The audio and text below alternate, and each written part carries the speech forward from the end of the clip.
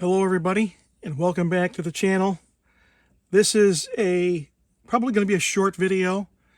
This is a demonstration on how to disassemble the motor block and get to the motors to check to see if you have an issue with how the motors are seated in the housing and how they're actually fitting into the slots that pick up the electrical power from the track and the wheels, I should say, and then obviously distribute that power to the motors to drive all three axles. So you're looking at the underside of the engine.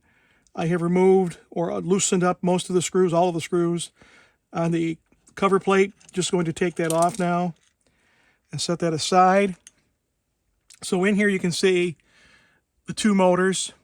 When I took this off initially, because it had grinding noises, and it wasn't running right, the middle axle was stopping and all the wheels were not working properly. And it's because this front motor was sitting up, and it was cocked to one side. And I know it's probably hard to see at this particular point. Let me grab the phone and see if I can get it closer. But inside here, I'll try to zoom out a little bit more. Maybe it's clearer. There you go. Inside, you can see the bronze motor leads coming off the motor.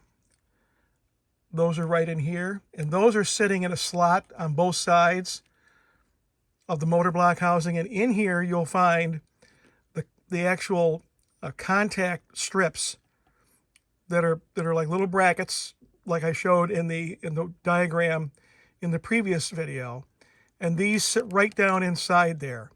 So to get this off, to get these out, I should say, I'm simply going to lift up on the wheel sets and just pull up the motor. You can see how easily it comes out.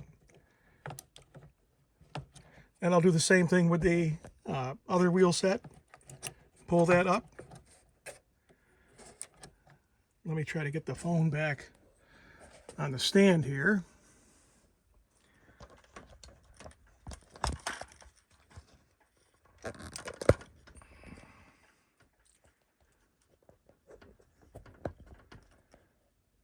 And now I can pull these out just like that.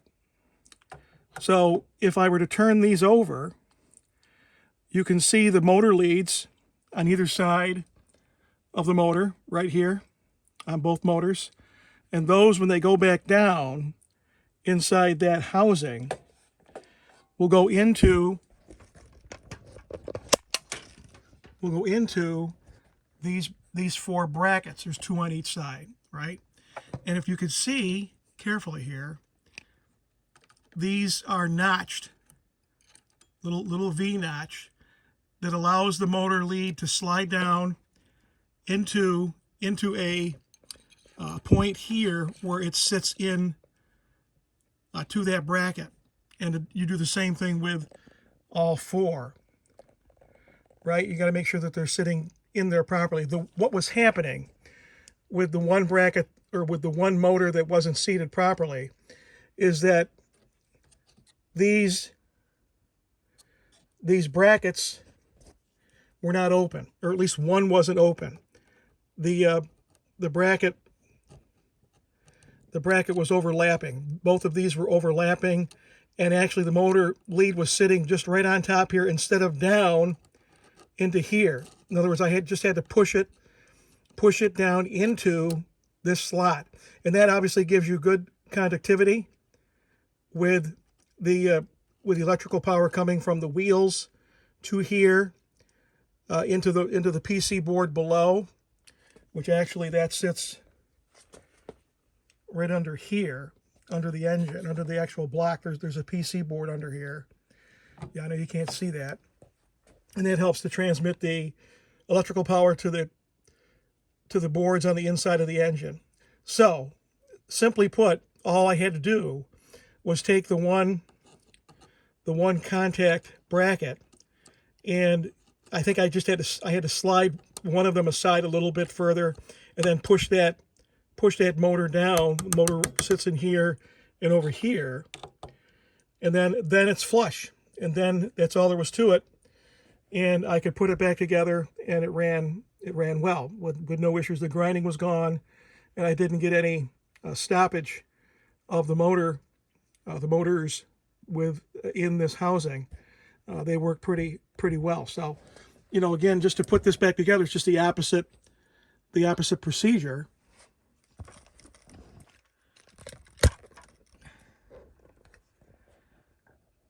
And you take the motor blocks that I have down here already assembled with the gearboxes, okay? And I just take them and just slide them back in, making sure that everything sits down into the slot.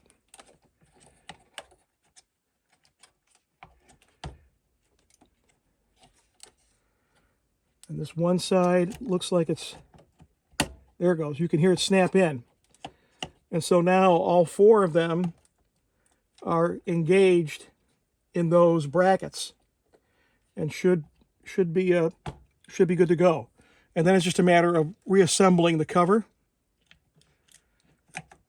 putting the screws back in, and you're done. So that's as easy as it gets. So if you're having problems with one of your motor blocks or both of them, where they're making noises or they're stopping, you can check the motors to see if they're sitting in those brackets, or if for some reason they're popped up and need to be pushed back down. So it's just a matter of making sure that they're pushed back down, and then the motors really they don't rock much from side to side at that point, and you should be good. You should be very good. So I'll get this assembled, and I'll put it back on the track, and I'll double check it again to make sure everything is fine. But at this particular point, that's all there is to it. So I hope you enjoyed that. Hopefully it answers some questions that I had from the previous video. And like I said, if you have any questions regarding this, just let me know. But it's a pretty easy fix. Just make sure that those motor leads are down firm all the way, and that your motor is flat against the bottom of the housing. And then you just reassemble the cover, and it's now complete. Again, please subscribe to the channel, like the video, comment if you wish, and we'll see you on the next video. Take care.